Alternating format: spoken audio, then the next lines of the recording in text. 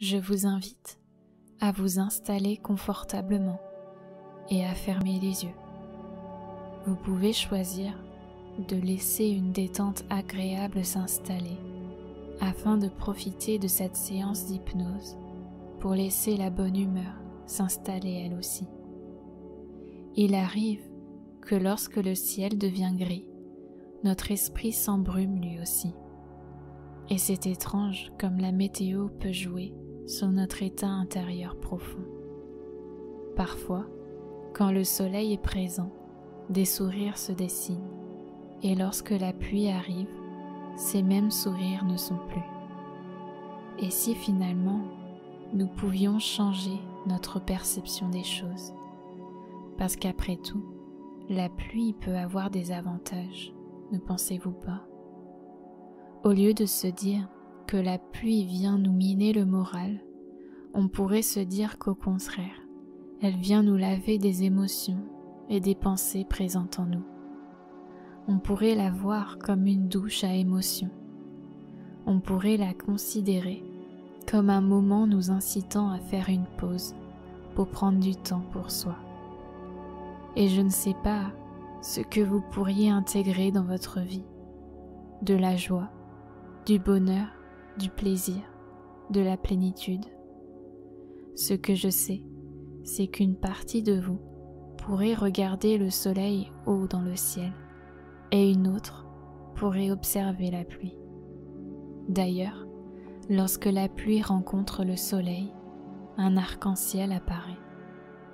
Et je me disais que si vous acceptiez qu'une partie de vous peut être profondément joyeuse et qu'une autre peut ne pas l'être, alors la magie opère. Et parfois, la magie au bon moment, lorsqu'il est temps pour elle d'exprimer ce qui doit être dit, un peu comme si l'expression avait cette merveilleuse capacité à libérer l'émotion. Et les mots sont profondément libérateurs parce qu'ils mettent en forme ce qui est ressenti. Parfois, il arrive qu'en posant par écrit ce qui est ressenti, il est possible de faire circuler l'énergie qui était coincée. Alors, je ne sais pas si vous allez décider d'écrire ce que vous ressentez. Ce que je sais, c'est que l'écriture a de tels pouvoirs qu'on ne peut pas ne pas se lancer. Je ne sais pas si vous n'allez pas entrer en hypnose. Je sais cependant qu'il est possible d'accéder à un état de bien-être qui pourrait inciter à prendre une profonde inspiration pour entrer dans l'état recherché. Et peut-être qu'il est temps maintenant de plonger dans l'histoire que je souhaite vous raconter. Cela me fait penser à l'histoire de cet homme qui allait à la rencontre des prisonniers pour leur raconter des histoires. C'était un conteur réputé pour sa capacité à toucher les gens émotionnellement.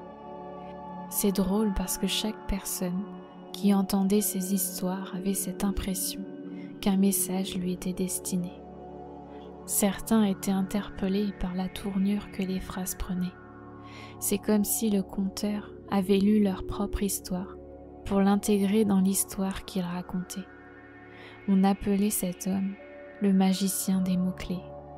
Oui, parce que les histoires qu'il racontait étaient comme des clés qui les libéraient de leur passé. Vous savez, c'est comme si ces gens avaient enfoui au fond de leur inconscient des événements du passé qui leur étaient douloureux. C'était une manière pour eux de se protéger, mais finalement, ces événements étaient quand même bien présents en eux. Et dans de très nombreux cas, ils se manifestaient sous une forme différente, comme pour leur rappeler qu'il était important de les libérer. Et c'est d'ailleurs ce que les histoires du conteur faisaient. Elles mettaient en lumière un événement du passé pour le balayer, et ainsi libérer toutes ces personnes qu'il rencontrait. À la fin des histoires, beaucoup prenaient conscience que la prison dans laquelle ils s'étaient enfermés n'était finalement qu'une illusion, et qu'ils auraient pu finalement s'en libérer bien avant. Mais ils savaient que si cet homme était entré dans leur vie, c'était pour une bonne raison. D'ailleurs, beaucoup se sont inspirés du magicien des mots-clés pour raconter des histoires qui libéraient. Et peut-être avez-vous déjà lu ou entendu une histoire de ces magiciens, ces histoires qui éveillent des émotions.